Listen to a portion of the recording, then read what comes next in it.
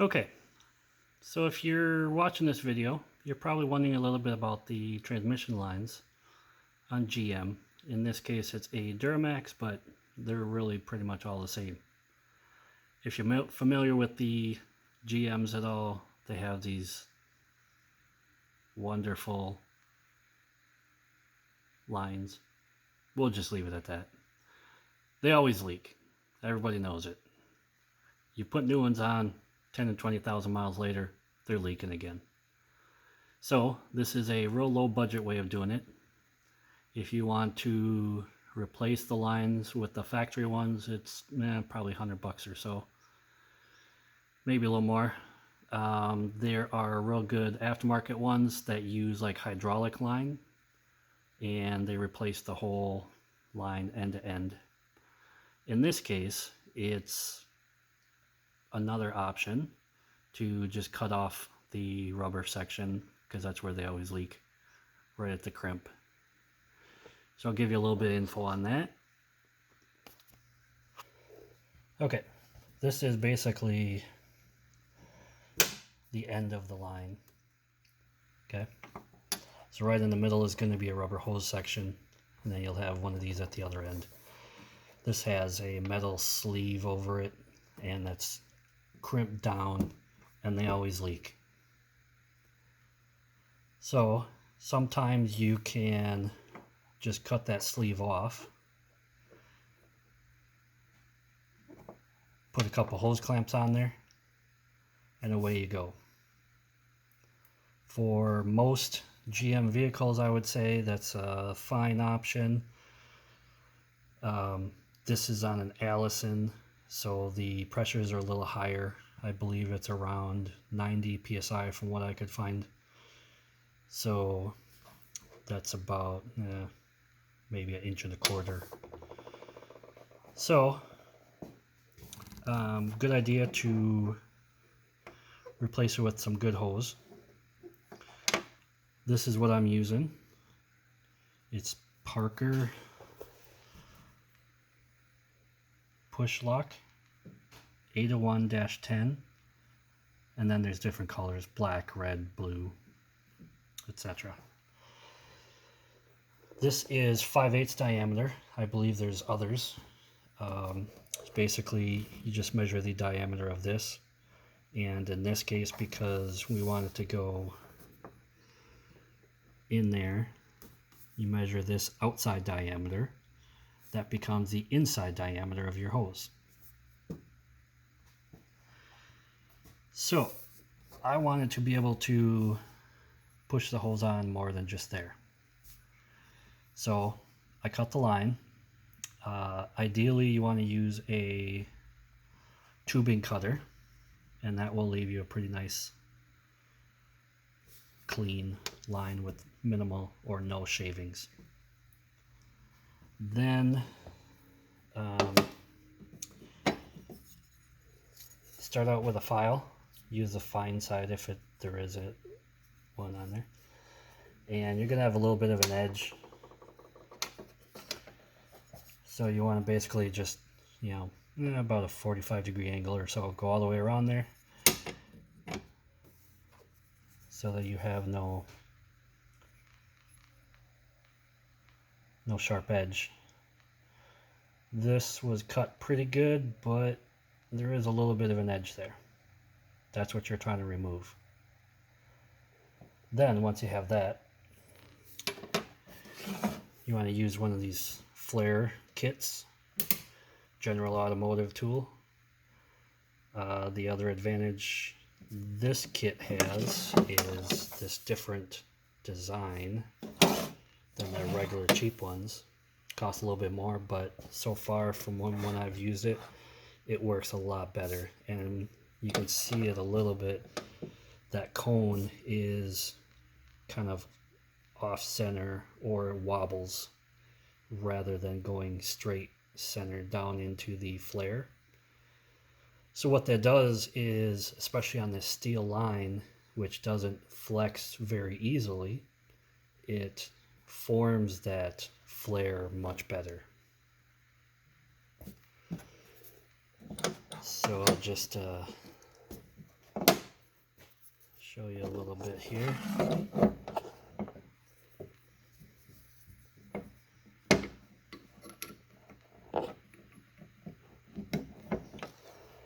So all you want is just a little bit of a flare is my recommendation.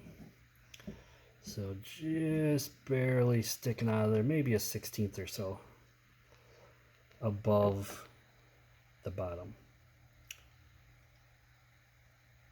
So what that's going to do is it's going to help the hose stay retained on there and keep from sliding off. Again, if you're doing this on most GM applications, the pressures aren't very high, so it's not as big of a deal, but this is a little higher. I want to make sure it stays on. So once you get that flared just a little bit, then I just take some sandpaper on a sanding block. Again, just go about a 45-degree angle, you know, all the way around, and just kind of smooth. And I actually kind of round because it will tend to leave a sharp corner. You slide that hose over and the vibration could theoretically, you know, slice into the hose. Not a good deal. So it's a good idea, I think, to just kind of smooth that sharp edge with the sandpaper. I'd say about an 80 grit or so. Then once you get that,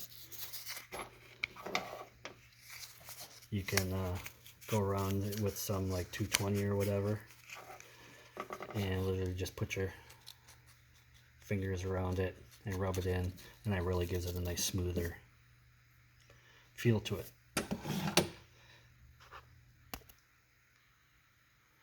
So that's what you're left with. See how there's just a little bit of a lip on there. I like to get at least 2 inches on there, so I just made a mark. So when I slip the hose on there, that way there's plenty of room to clamp it.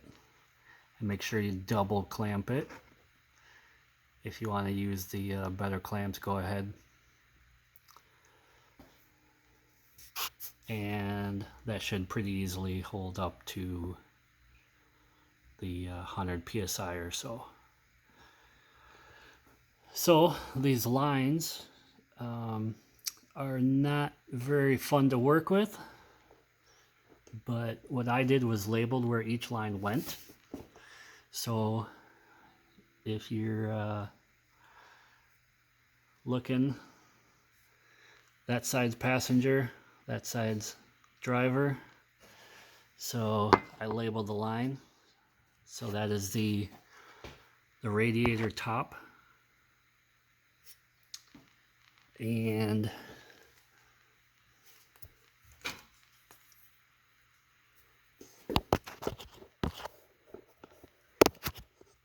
that'd be that one right there. Okay, so the frame's right here, and it's the inside line that goes to the top of the radiator. Then this one, which is right against the frame, that is at the bottom of the radiator. And that one goes all the way back to the transmission. And that's the bottom line at the transmission. I think it's labeled to radiator, cooler, or something like that. The top one comes to this line, which is the driver's side of the cooler.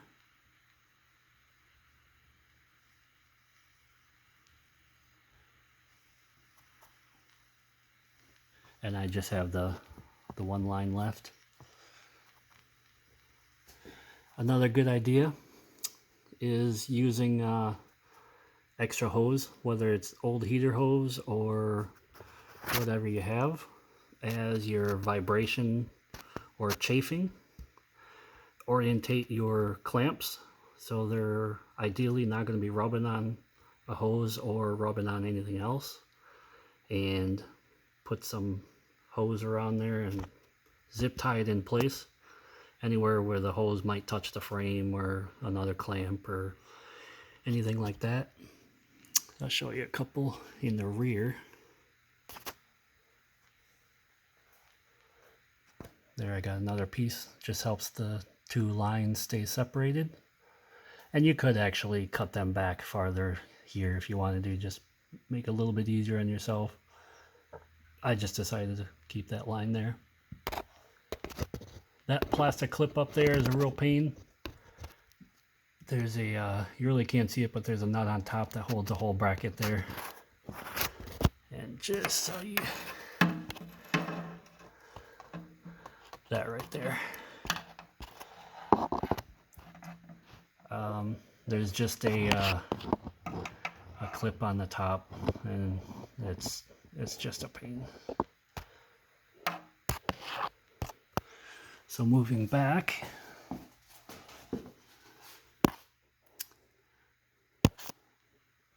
again, more hose to keep it separated. That's a pretty snug fit between them. And that kind of sits right at the corner. Don't want that rubbing through the oil pan.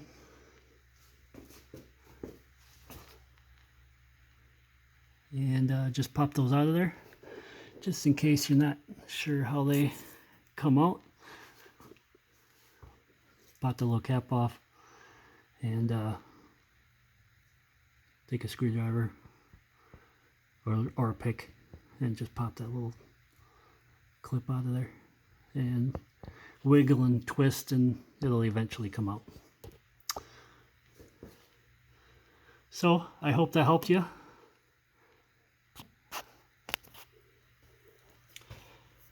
And gave you some tips. And this is, like I said, the Parker 801-10, and I found it at a local hydraulic shop. It was about $4 a foot, 5/8 inside diameter, or ID. Nobody else had anything else that size in stock. Everybody went up to 1/2 inch. So, hope that helps you. If you want to do a real low budget way of fixing your leaky transmission lines, and that's, like I said, true on just about any GM.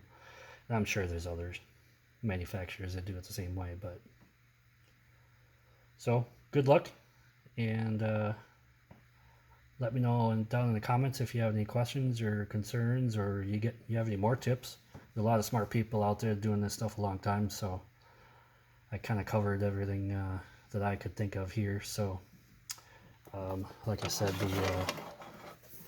the flare tool here is definitely nicer than those cheap kits that are sold everywhere. The little bit I've used it, and that offset really makes a difference. The other nice thing is this handle, when you crank it down, it actually will, I don't know, torque out or whatever you call it. So when it stops, it clicks and it stops turning, kind of thing, then you know your flare's good. So I got the good flare first time every time. Otherwise, this part is pretty much the same, just slightly different design. So there you go.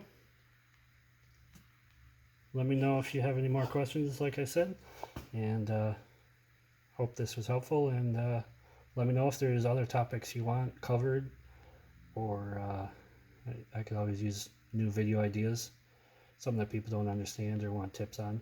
So till later.